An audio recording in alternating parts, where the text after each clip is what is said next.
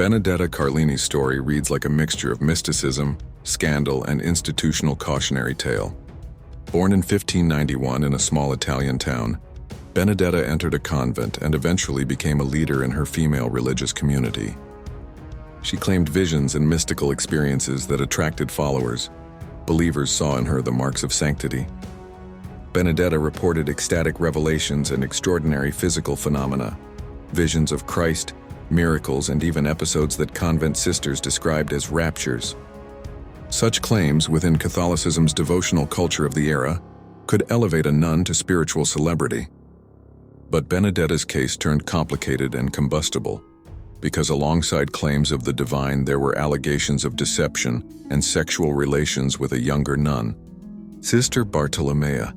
The dynamic between Benedetta and Bartolomea, Benedetta's charismatic authority and Bartolomea's devotion, escalated into charges that unsettled both the convent and church authorities. Reports at the time described Benedetta as sometimes assuming masculine vestments and roles and engaging in intimacy with Bartolomea that many contemporary witnesses labeled erotic. Whether motivated by spiritual language, the intense, cloistered emotions of convent life, or deliberate fraud, the relationship was incompatible with the church's expectations. When accusations reached the local bishop and eventually the Inquisition, investigators interrogated the sisters, examined the convent's records, and watched Benedetta closely. The trial balanced between two registers. One, the question of mysticism's authenticity, were the visions true gifts from God or fabrications? And two, the question of moral and canonical order within the convent. Did Benedetta's behavior constitute sexual misconduct, impersonation, or public scandal? In testimony, some sisters claimed to have witnessed physical intimacy. Others defended Benedetta as spiritually gifted. The verdict muted Benedetta's authority. Investigators found evidence of deception and judged that some of the miraculous claims were forged or encouraged to manipulate followers. Benedetta was stripped of certain leadership roles and disciplined. The case reveals multiple tensions in early modern Catholicism. The Church's fear of charismatic, unregulated female spiritual authority, the thin line between mystical rhetoric and sexual expression, in environments where normal social outlets were restricted, and the way institutional power sought to maintain decorum through canonical punishment. Historians have since debated whether Benedetta was primarily a sexual rebel, a mystic whose experiences were misunderstood, a con artist, or some combination of all three. The record is messy because convent testimony is often contradictory, motives are complex, and investigators themselves had political and reputational stakes. The Loudun affair, centered in 17th century France, offers one of the most sensational and tragic episodes where a community of nuns' claims of possession were entangled with politics, personal vendettas, and witchcraft prosecutions.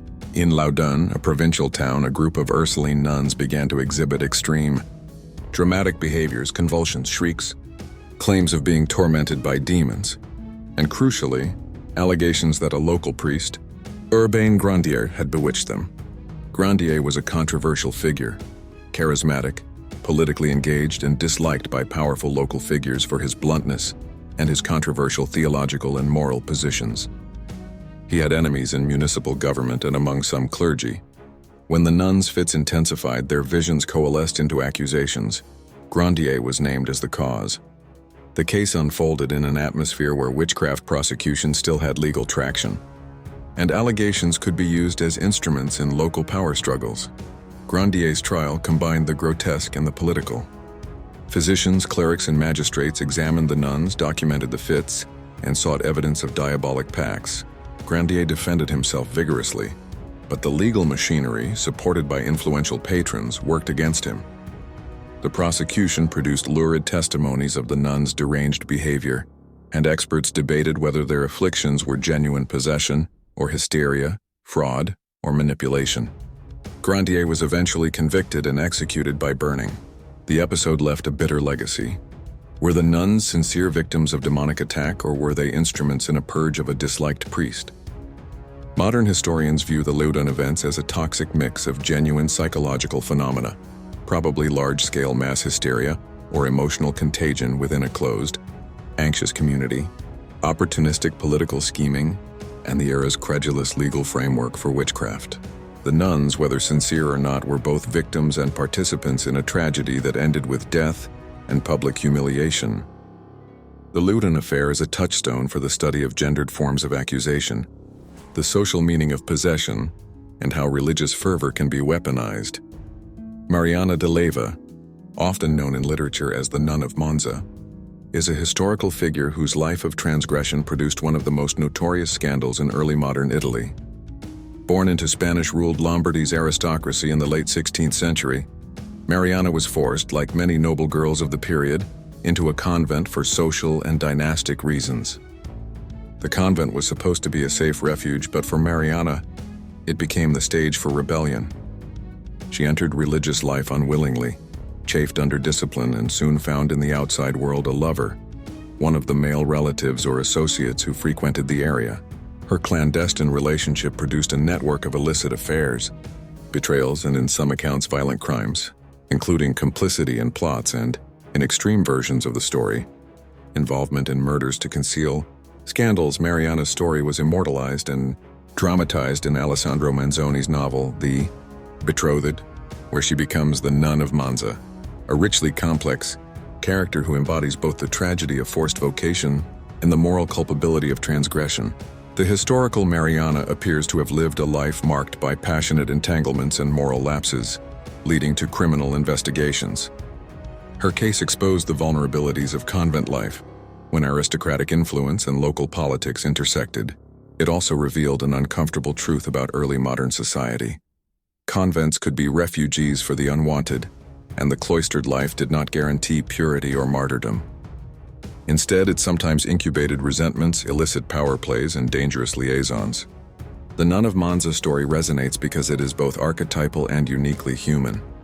A woman pushed into an institution, who then sought autonomy in ways that harmed herself and others. Over centuries, writers and historians have debated how much sympathy to extend to Marianna.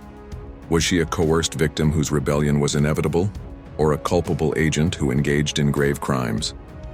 In medieval England, a scandal known as the case of the Nun of Watton provides a rare and unsettling window into the sex, shame, and punishments that could unfold within monastic life. The story, recorded by Elred of Rivo in the 12th century, tells of a young nun who was raped by a man and later gave birth in the convent. The convent's community response was harsh. The child was killed by other nuns, and the raped woman was publicly humiliated, stripped and paraded, and then confined. Elred's narrative is framed as moral instruction, emphasizing sin, repentance, and the dangers of lax discipline. Yet the tale betrays deeper social realities. The vulnerability of women in religious houses, the brutality of enforcement of moral codes, and how patriarchal structures minimized victims' suffering if their actions threatened communal reputation. The Nun of Watton's case complicates modern categories of agency and victimhood. She was both a victim of sexual violence and, in the eyes of medieval authorities, a source of scandal that needed purging. The punitive responses, infanticide by other nuns, rituals of humiliation, reveal that institutional survival sometimes trumped compassion. The episode also highlights how medieval hagiography could be used as both history and moral playbook. Elred emphasized penance and restoration of order, but his account has been read by modern scholars as evidence of harsh and often cruel disciplinary regimes within monastic communities. It invites uncomfortable questions about the treatment of women, the mechanisms of shame, and the lengths to which communities will go to preserve spiritual reputation. The final case is less a single individual than the chronic problem of powerful abbesses or mother superiors, whose ambition and abuses, when unchecked, produced scandals. Across Europe from the late medieval period into the early modern era, there were recurring instances where convent leaders used their office to enrich themselves, to run businesses, or to exploit their sisters. Stories of nuns who appointed relatives to lucrative positions, engaged in fraudulent financial dealings, or maintained sexual liaisons with powerful men are scattered across archival records. These episodes show that the cloister could be a site of entrepreneurship and political networking as much as spiritual devotion. When these activities clashed with ecclesiastical law or provoked complaints from the laity, Bishops and inquisitors intervened. Punishments ranged from fines to imprisonment to